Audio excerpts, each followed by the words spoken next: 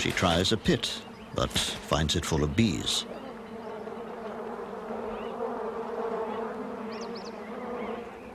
She decides to risk the pool.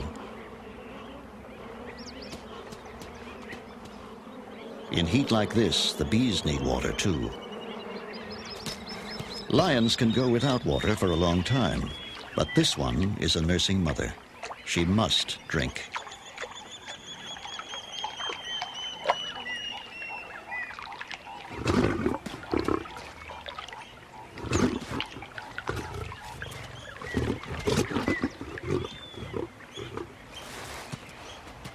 Maybe the bee pit isn't so bad after all.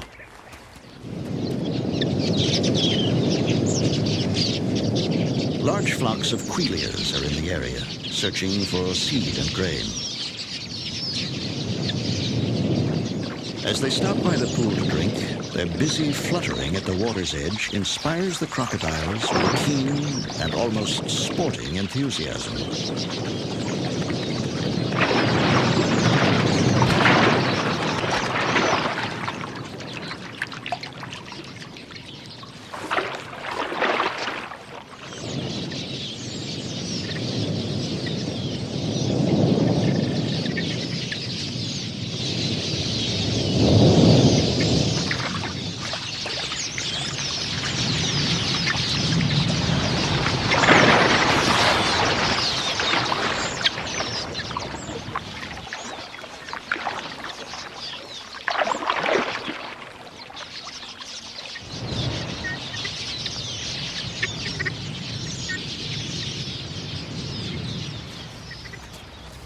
The monitor lizard is the scourge of both ground-nesting birds and the egg-laying crocodiles.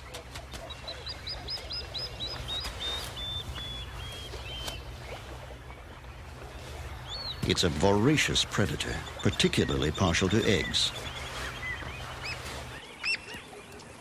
And the feisty plover immediately declares war.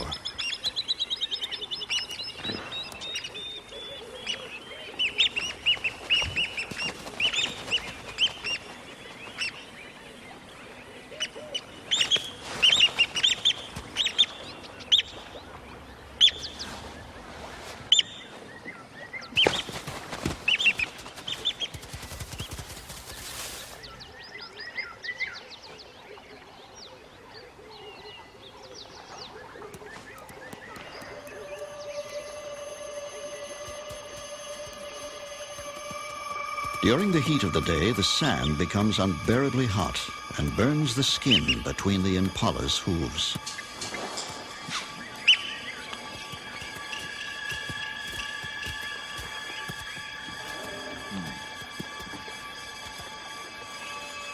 For the plovers on their nest, this is when easy access to water pays off. The bird is soaking its breast feathers until they are weighted with water. It then hurries up the scorching sand to relieve its mate.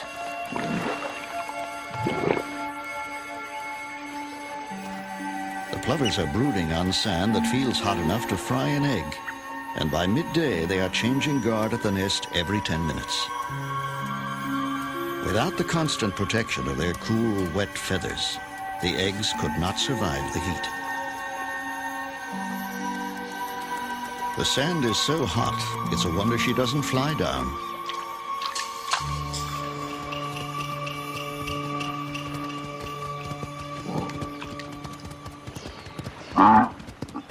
These buffalo have just one thing in mind.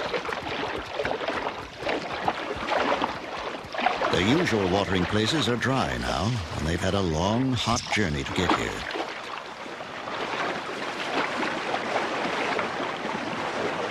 One of the calves strikes out on its own and is soon in dangerous company. But these aren't the biggest crocs in the pool, and the lucky calf quickly returns to the herd.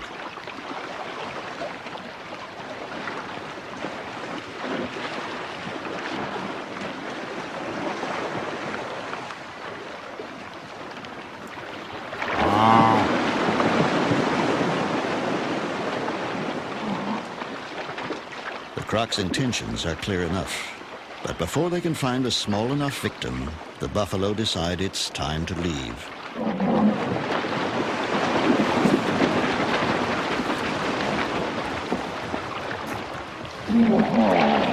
An irritated hippo helps them on their way.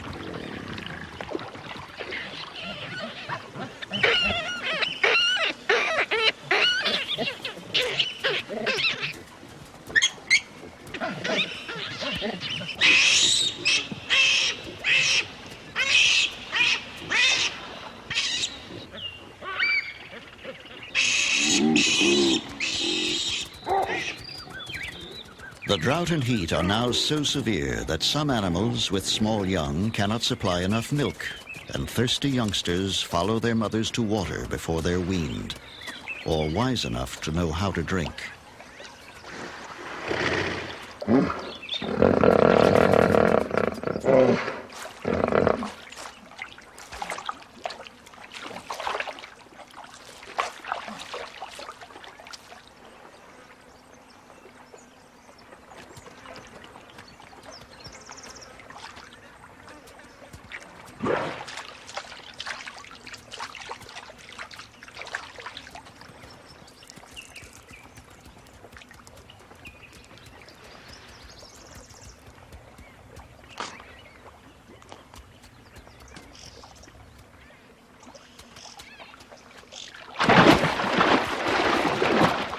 In an instant, both croc and fawn vanish into the pool, leaving behind a bewildered mother.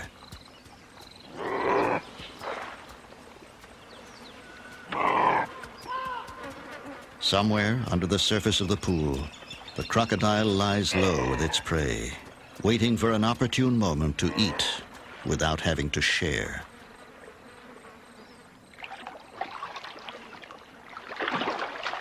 The most carefree creature in the pool is this baby hippo. She frolics around her mother in that special state that belongs to all young things.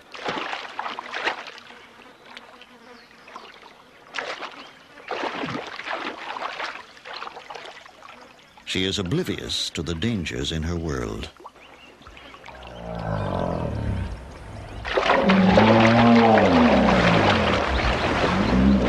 The pool is steadily shrinking and is already too small for so many animals.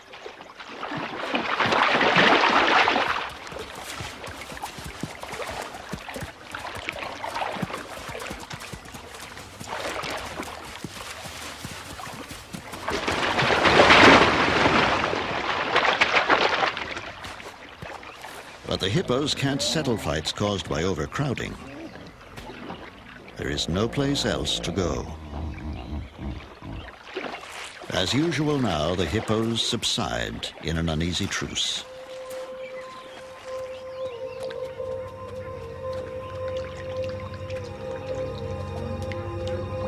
Subdued by the day's heat and temporarily at peace, the baboons relax around the pool.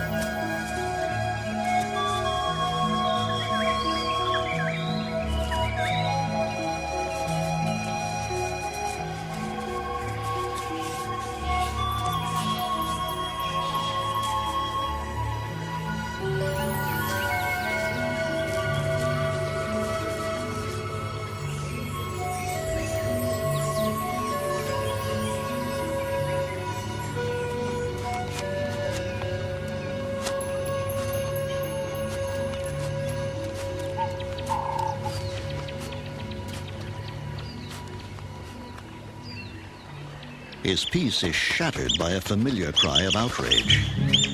He's innocent, but he's too close to the nest, and the plover has a good eye for trouble. And young male baboons are especially targeted.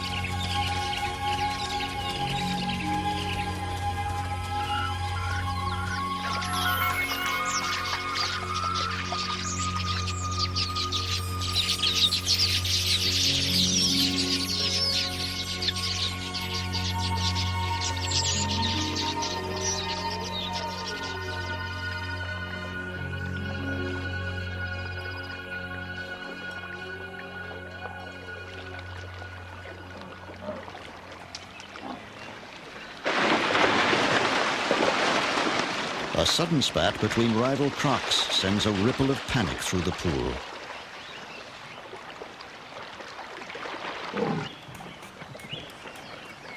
It's small wonder that the plovers are having trouble. A fresh track shows that a crocodile plowed right over their eggs. This is their third nest of the season that's been lost to the crocodiles. Starting again from scratch, the plovers perform the ritual of selecting a site for a new nest.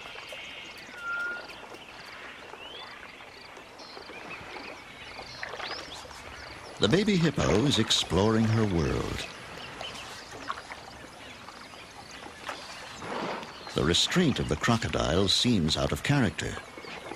But with 2 tons of devoted mother nearby, she's free to treat crocodiles with the same bold familiarity as the adult hippos do.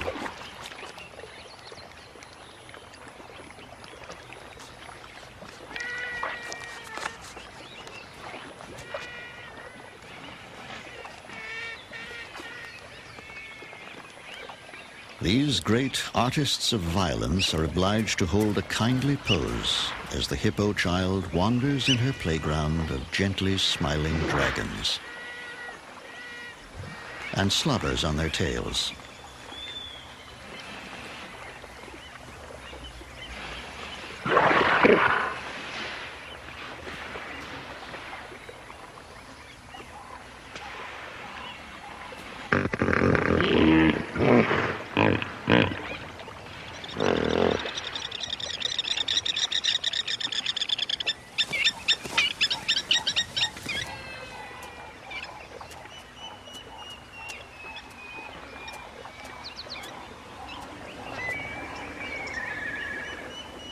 A yellow-billed kite checks the pool for an easy meal and sights a dead fish.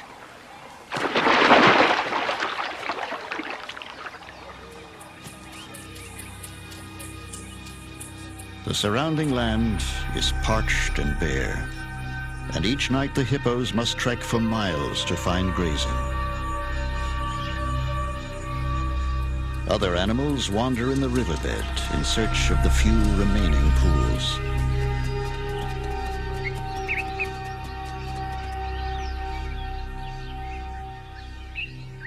But most now are little more than reeking mud wallows, full of dead and dying fish.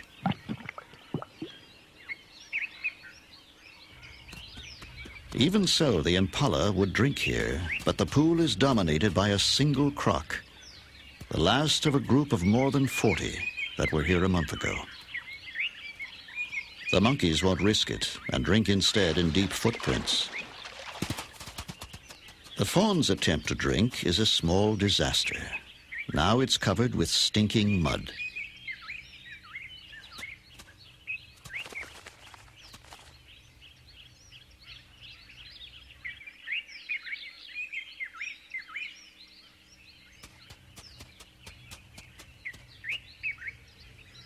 The mother sniffs her offspring but doesn't recognize it in this foul disguise.